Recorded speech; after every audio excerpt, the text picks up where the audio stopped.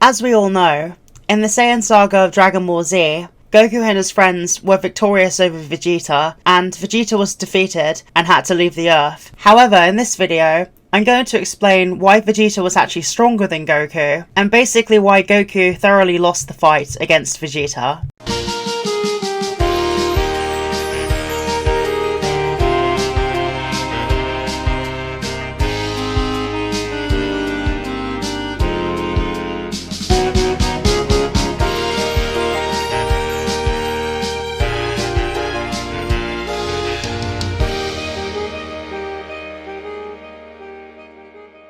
Before this video starts, I want to give a big shout out to my friend Big Jack Films, who made that new intro for my channel. I'll leave a link to his channel in the description below, so please check him out and give him your support because that was really kind of him to do. Okay then, so let's get into the topic of this video. So obviously, like I said at the beginning of the video, and if you guys have watched the series, Goku and his friends were victorious over Vegeta. However, that is part of my argument here. I did some research to double check what I already knew. From the guides, we know what Goku and Vegeta's power levels roughly were, and essentially, suppressed Goku, before he powered up in any way, had a battle power of around 5,000 after training with King Kai. Also, we know when Goku trained on King Kai's planet, he learned how to use the Kaioken technique and the Genki Dama, also known as the Spirit Bomb, and these techniques were really crucial in defeating Vegeta. And also the Kaioken was very helpful when Goku needed to save Gohan and Krillin against Nappa, because if you remember, Nappa's gonna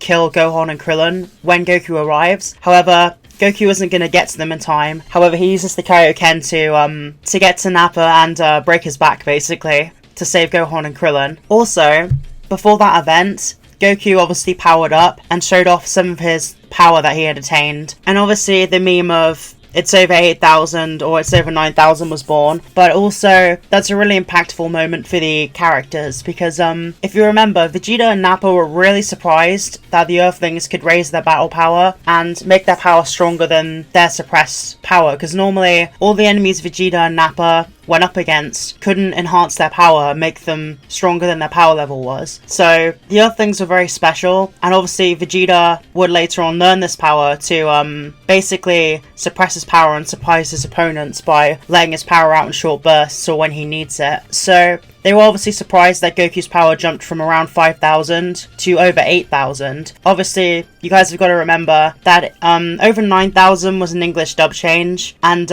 originally in the Japanese version, it's actually Goku's power level goes to over 8,000. But yeah, I'm going to continue explaining. But basically, so as we know from the guides and the series, we know that Vegeta's power level was around 18,000 before he transformed into a Great Ape, or Ozaru, which is his big Great Ape form. Vegeta basically stayed around this power level while he was fighting Goku. However, Goku obviously had help from the Kaioken, so Goku's powered up state without the Kaioken was around 8,000. We don't have an exact number, but the guide says like roughly 8,000. However, with the Kaioken, Goku obviously doubled his power to 16,000, and that made his power really close to Vegeta's, so he could contend with Vegeta in the battle and deal a lot of damage to Vegeta through surprising him. And also, if you guys remember, in the beam struggle, Goku uses the Kaioken times 3 to overpower Vegeta. Obviously, 8,000 times 3 is 24,000, whereas Vegeta only had 18,000. So for the brief moment Goku used the Kaioken times 3 in the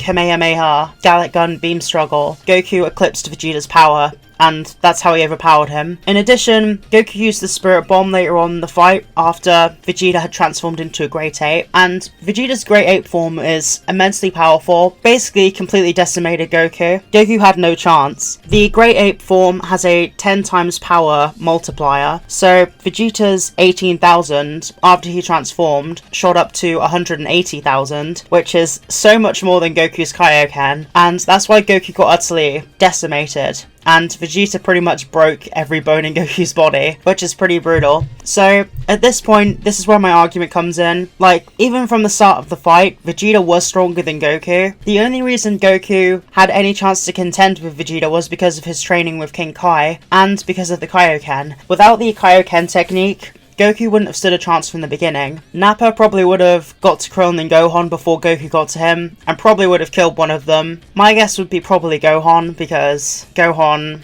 kind of was very scared at that time, and he wasn't a good fighter, and he kind of annoyed Nappa earlier on. However, he could have killed Krillin also, or one or the other. But yeah, pretty much, when you actually analyze the power levels in the fight, Goku had to kind of use the Kaioken more than he wanted to begin with, and then he had to rely on it to contend with Vegeta, because Vegeta was just so much stronger than him. So to begin with, Vegeta was naturally stronger, and although Goku obviously had the Kaioken, and was able to combat Vegeta a lot more, once Vegeta actually transformed into a Great Ape, Goku just had no chance, and that's when the fight was over.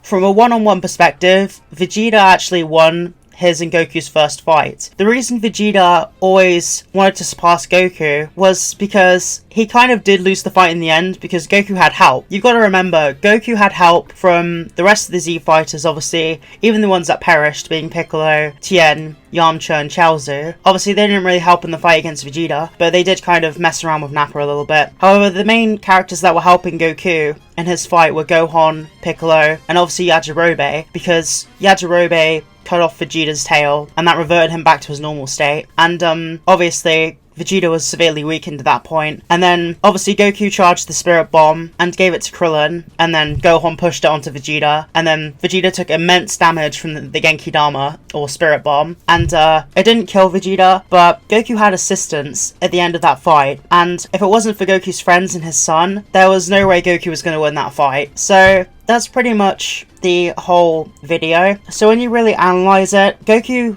was actually a lot weaker than Vegeta, and Vegeta was stronger than Goku was on Earth. Goku just had some really powerful techniques on his side, and obviously his training with King Kai was very beneficial, and that kind of gave Goku an edge in kind of surprise for Vegeta. Like, he had the surprise factor on his side. Also, Goku's martial arts skills were another reason he did well against Vegeta, because obviously Goku's extremely skilled, and you can't discredit Goku's skill. He's incredibly skilled, and that really helped him in the fight too. However, Vegeta's natural strength and natural talent as an elite Saiyan, that was stronger than Goku in the end. Yeah, Vegeta was mad because a low-class warrior managed to damage him, and I think that's really the beginning of Vegeta being so obsessed and fascinated with surpassing Goku, because in Vegeta's mind, Goku defeated him because he basically attacked his pride, and he saw that as an insult, and obviously he wanted to come back to Earth to kill Goku later on, but things changed down the line. But if you enjoyed this video, make sure to hit the like button. It really helps this channel, and considering this channel's new,